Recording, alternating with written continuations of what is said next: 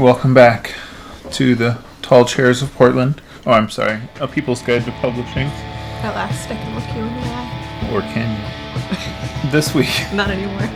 episode 59. I am your host, Jovial, the autistic publisher, author of A People's Guide to Publishing, the book, and founder and CEO of Microcosm.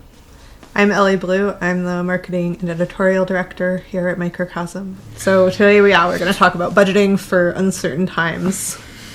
And I am basically going to turn this 100% over to you because I know how to divide by 12 and then multiply by 4, but That's part of it. That's a lot of it, about all actually. they've got. Psychology has a term for the avoidance of information that might be unpleasant. You're going to say, I don't have time, or I'm really busy, or whatever, but this is probably the most important thing, is to outline your finances. So compare it to the year before and calculate when you will be in crisis. So compare what to the year before?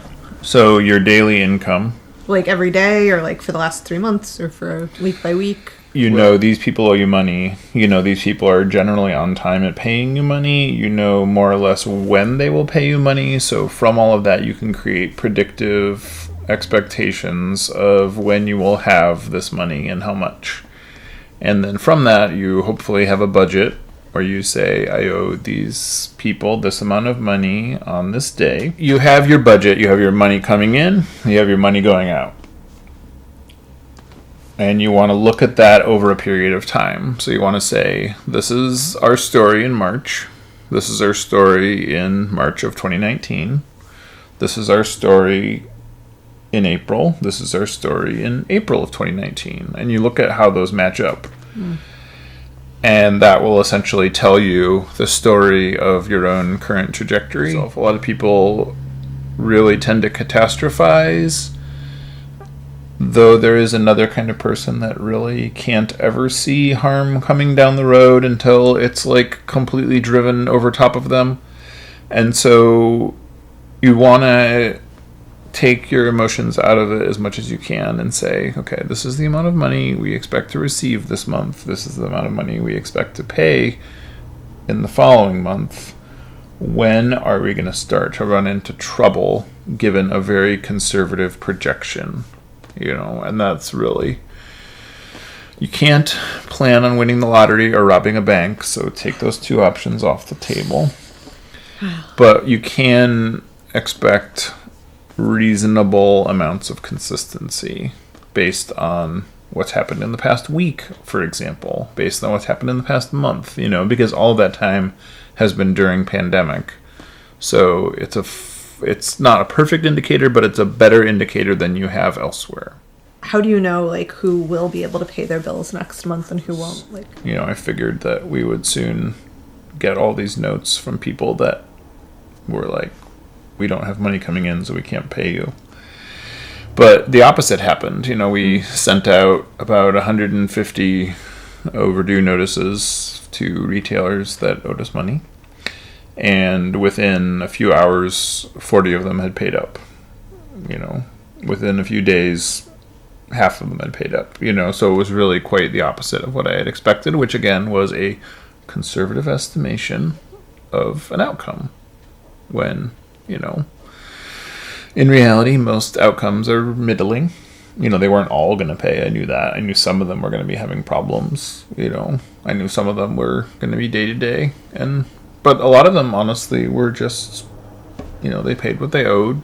They didn't make a fuss about it. A lot of them apologized and wished us well. Wow.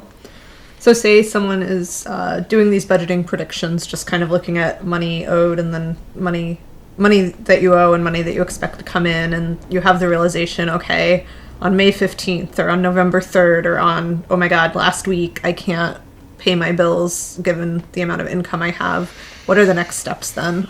Well, then you have to start thinking through where you have flexibility and or leverage, where there's people you can borrow money from if you don't have a credit line already, where there are people that you can negotiate payment plans with, where there are people that work for you that would happily work fewer hours, where there are places in your budget where you can make those two numbers even out. Because, again, the worst thing you can do is have this sneak up on you or have this sneak up on people that you want to rely upon and trust you, you know? And we are finding that we're needing to, like, reprioritize some staff people's time. Yeah. And partly, you know, a lot of that comes down to, like, their own mental health because, you know, if there's true anything about this moment in time, it's that people need to cope in different ways. And sometimes that is not going about business as usual. For me, it's involved writing a lot of copy. Which is partly for mental health and partly because suddenly people have time to browse our website. Yeah. Way more deeply than previously. And I'm enjoying production work much, much more than I'm enjoying responding to, like, the 100 to 200 emails a day I normally respond to. Everything's different. Because it's just much more fun not to have somebody constantly writing back 5 minutes later because they're not at work. Like how we can better leverage our time for this moment. And a lot of that really is like making sure we have good SEO, making sure that everybody is like, you know, that everybody on staff is like having an okay time. Yeah. I spend a lot more time in management than I used to, just like having regular conversations about how are you, and it feels like a really good use of my time. We pretty effortlessly pivoted to relying upon direct-to-consumer mail order from our own website. I wouldn't have believed this if I had told myself this 2 months ago, but our daily income from that is the same as it was a year ago from selling to retailers. So then, you know, that tells us where to put effort. You know, that tells us that if we focus on making better descriptions, better product photography, better sequencing of what is on the front page of our website,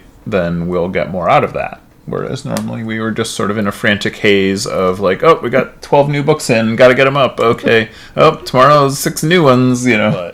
And it's one of those things where you kind of have to have the trial by fire to really learn what's at stake and what a good approach looks like. You know, you're not just going to go into this knowing how to do it instinctively. You have to have some failure to learn what success looks like and to learn what a good response looks like. Well, thank you for keeping a steady hand on the wheel. And so now that's the funny part is that I feel like now the downside is I can to some degree make it look effortless when it is in fact just quite a bit of effort. But I'm confident enough that unnerves people. I don't think anyone thinks it's effortless, even though you're very confident. Right. One thing I really appreciate about our team is that most of us have lived through crises before of many different kinds, and this is, you know, new and a big deal and affecting everybody, but it's also like we all know how to handle ourselves, and I feel like that's something that we take into account when hiring, and yeah, you might do well to do that too. As I probably hopefully have said on every episode of this podcast, grit is overcoming a lifetime of obstacles, and that's like the number one thing that makes you a good publisher. And math doesn't hurt either. Right. Yeah. So praise math and use your grit. And I do feel like, yeah, it's the trouble of publishers have an incredible aversion to marketing, numbers, financial planning, and any sort of like inward reflection on what is and isn't working. So those are your 4 things to overcome this week. Good luck. Let us know how it goes and what questions you have for publishing in good times and bad. Thanks for joining us once again. Please send your questions to podcast@microcosmpublishing.com so we can answer them on future episodes. And please give us 5 stars on iTunes and everywhere else that podcasts are reviewed. You can find us on the internet at microcosm.pub. On Twitter at Microcosm. On Facebook at Microcosm Publishing. On Instagram at Microcosm_pub. And here in Portland, Oregon on North Williams Avenue. Thank you so much. Have a wonderful week.